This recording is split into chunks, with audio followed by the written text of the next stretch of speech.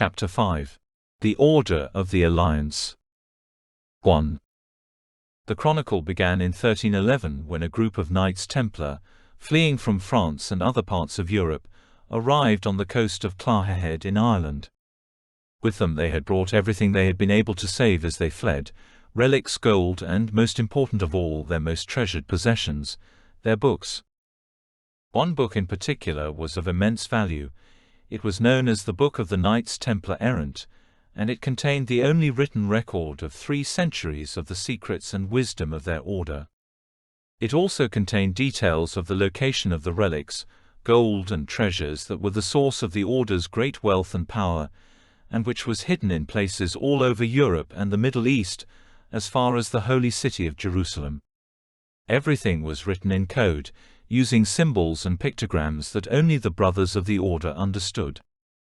The Knights' mission was of the utmost importance: to keep the Book of the Knights Templar Errant safely out of the hands of their persecutors, the agents and allies of the French king Philip the Fair, who, out of jealousy and greed, had vowed to destroy the order and seize its treasures. All Templars, including those already in Ireland, had already been arrested and imprisoned.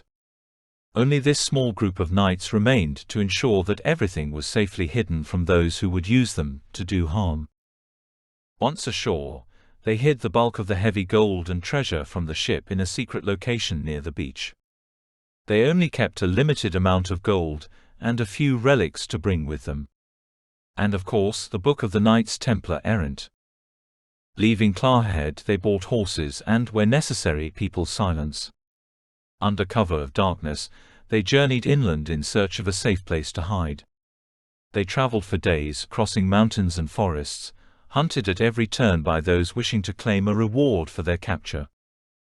After an arduous journey, the Knights Templar arrived at a lake surrounded by thick forests and protected by dense vegetation, where they camped for several days.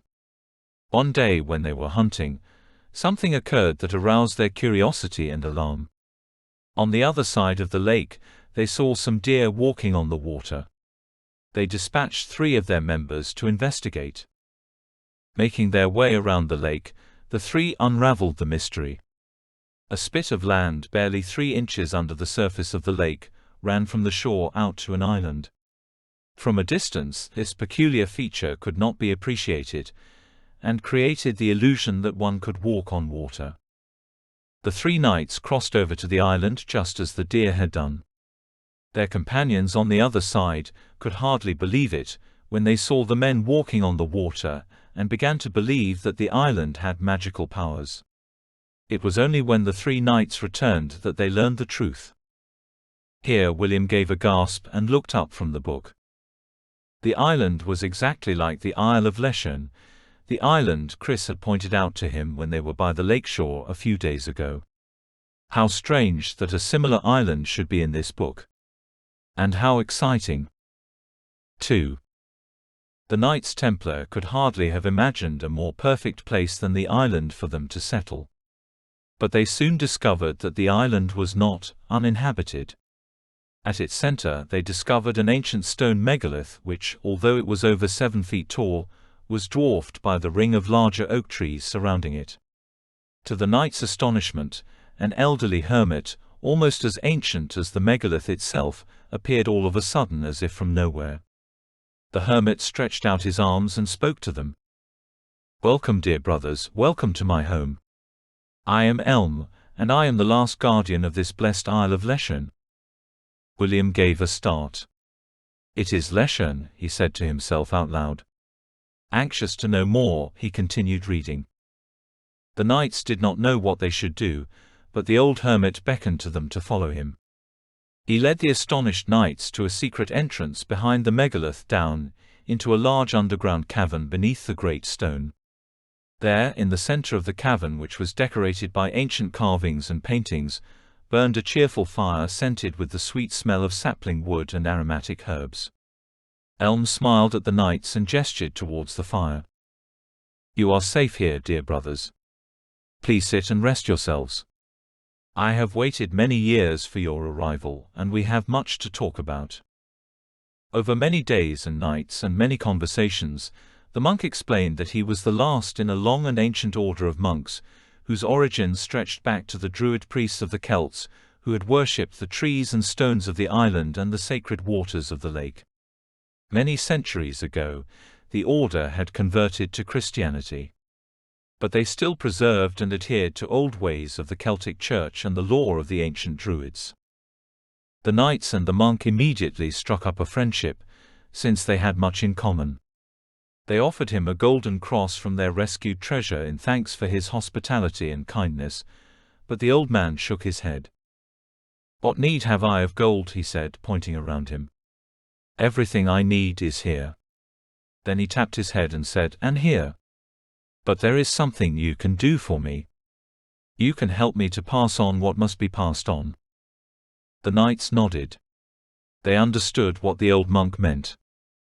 For many weeks thereafter, the old hermit and the knights shared their experiences, their wisdom and their secrets, and the knights wrote everything down in the book of the Knights Templar Errant.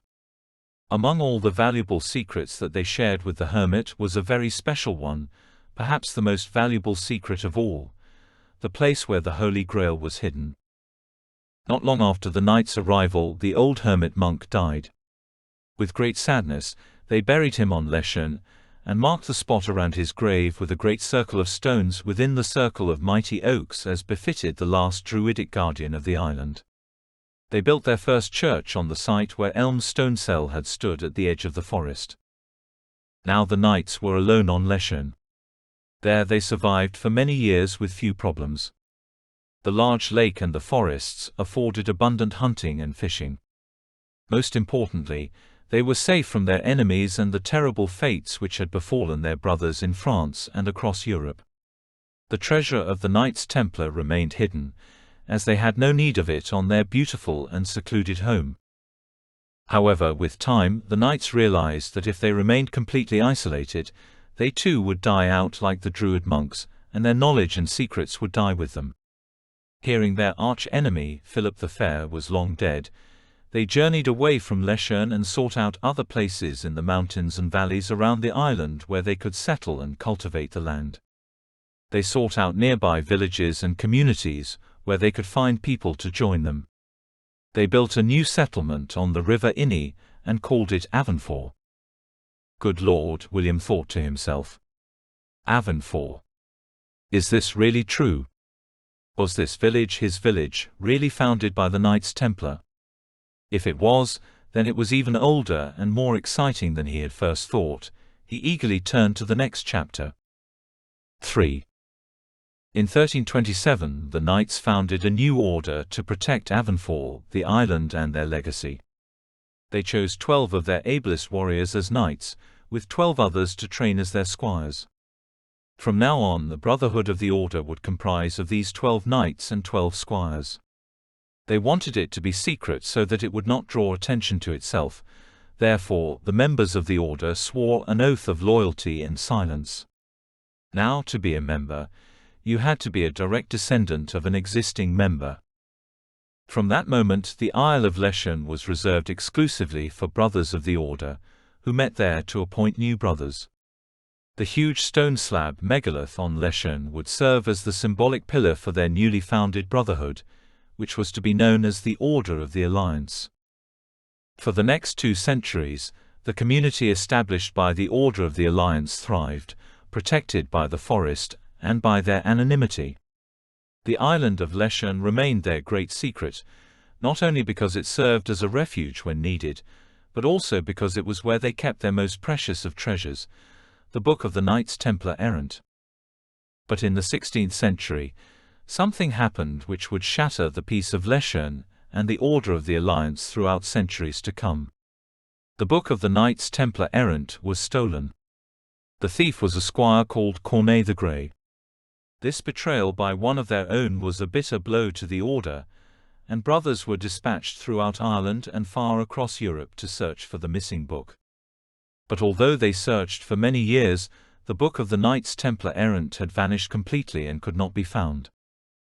Of some comfort to the Order was that the only cipher for the book was still in their possession. Without this cipher, the book could not be decoded and read. Luckily for them, Corneille had not been able to steal the cipher also. That was a piece of luck, William said to himself. He was still amazed that so many exciting and interesting things appeared to have happened in his village so many centuries ago. I wonder where the book is now, he whispered. That is, if it even exists. Maybe it's just a story. He yawned and glanced at the alarm clock. Was that the time? He had been reading for hours. He had been so engrossed in the book, he hadn't noticed the time passing. Putting it away, he turned off the light and lay in the darkness, his head filled with knights and battles and missing books, until he finally drifted into sleep.